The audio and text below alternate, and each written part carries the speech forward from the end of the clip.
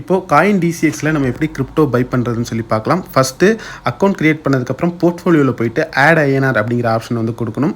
So இதை கொடுத்துட்டு எவ்வளோ ஃபண்ட்ஸ் வந்து நம்ம ஆட் பண்ண போகிறோம் அப்படிங்கிறத வந்து பார்த்திங்கன்னா நெக்ஸ்ட்டாக வந்து நம்ம என்ட்ரு பண்ணணும். என்ட்ரு பண்ணிவிட்டு எந்த மெத்தடில் வந்து நம்ம பே பண்ண போகிறோம் கிளிக் பண்ணிவிட்டு கன்ஃபார்ம் கொடுத்துட்டு நம்ம பே கொடுத்தோன்னா நம்ம ஆட் பண்ண அமௌண்ட் வந்து பார்த்திங்கன்னா நம்மளோட வாலெட்டில் வந்து ஆட் ஆகிடும்.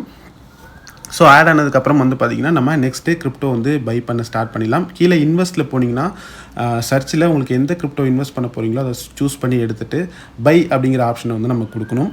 அதுக்கப்புறம் நம்ம எவ்வளோக்கு வந்து பை பண்ண போகிறோம் அப்படிங்கிறத வந்து நம்ம என்ட்ரு பண்ணணும். பக்கத்துலேயே நமக்கு எவ்வளோ குவான்டிட்டி கிடைக்கும் அப்படிங்கிற விஷயமும் வரும். கன்ஃபார்ம் கொடுத்ததுக்கப்புறம் நம்ம ஸ்வைப் டு பை அப்படின்னு கொடுத்தோன்னா நமக்கு வந்து கிரிப்டோ பை ஆகி எவ்வளோ கிடச்சிருக்கு அப்படிங்கிற டீட்டெயில்ஸ் வந்துடும்.